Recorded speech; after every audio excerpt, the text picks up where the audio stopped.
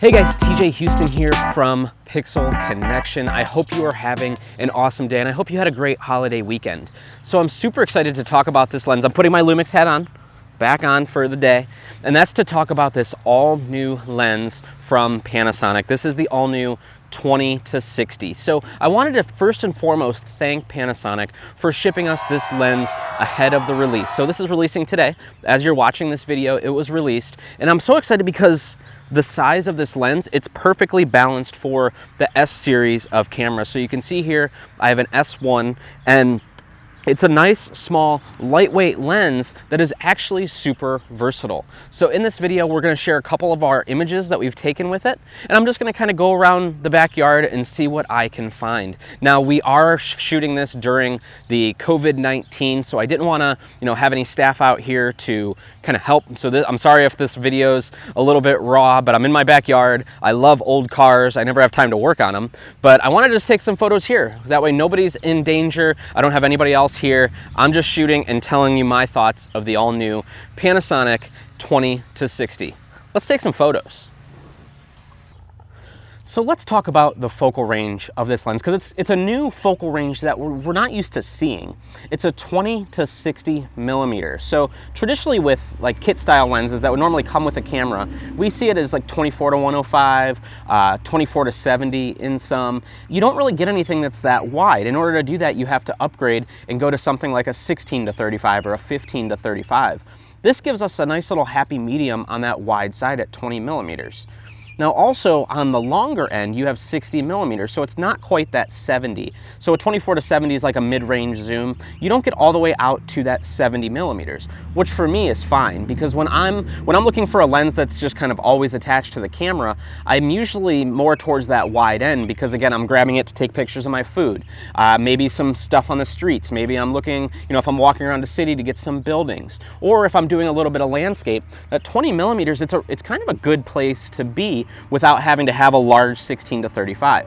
This lens is really, really small. It's one of the smallest that I've seen in the L-mount Alliance. So for me, this would be a lens that I wish they would have came out when they launched the camera, because it would be paired perfectly as a kit lens. So here, as we're shooting, I can come in here at 20 and get kind of a wider field of view and get that headlight and the grille.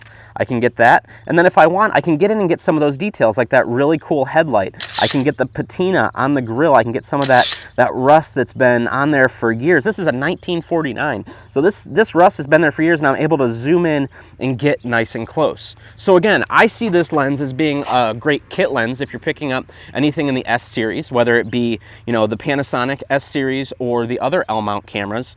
And it's something that's small and lightweight that you can take with you everywhere. Let's go get a couple more photos. So when I first started hearing rumors about this lens at this 20-60 millimeter, I was kind of wondering what was Panasonic going after? Like, what was their reasoning for doing 20-60, not a 24-70 or 24-105?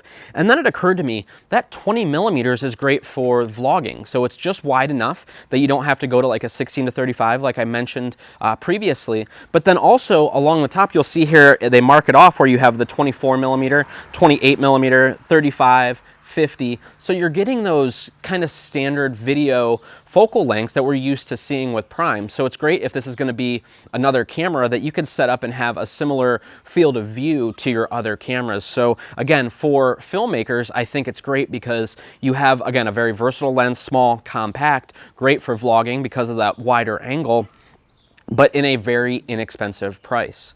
So a couple other things about the lens. It is a 3.5, that's my dog George, he says hi. Aww. It is a 3.5 to 5.6 lens, so it's not gonna win any land speed records, but at this price, I'm not expecting a 2.8. Again, I feel like if they went all the way out to the 70 millimeter, like they have the 24-70, it's a much larger lens, but by just coming back to that 60 millimeters and doing it as a 3.5 to 5.6, they've kept the size super small and compact. Another thing about this lens is just that lightweight. It is kind of a plastic build quality, which is great if you're going to put it on a gimbal. You can go with a smaller gimbal because you don't have that large lens. It's also wide enough that it's perfectly matched to put on that gimbal. So the last thing I want to finish with is the weather resistance. Panasonic is saying that this is splash and dust resistant. So having shopped Panasonic for many years, I would put my faith in their system, because what I realized when I worked at Panasonic was just how conservative they were with their views on weather sealing. Same thing when they talk about image stabilization, things like that. They tend to be rather conservative. So when they say splash and dust resistant, I would have no problem taking this lens out if the weather looked a bit questionable. I would have no qualms doing that.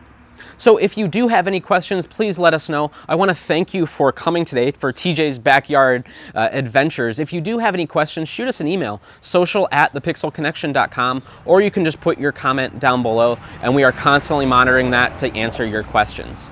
But TJ Houston from The Pixel Connection. We'll talk soon. See ya.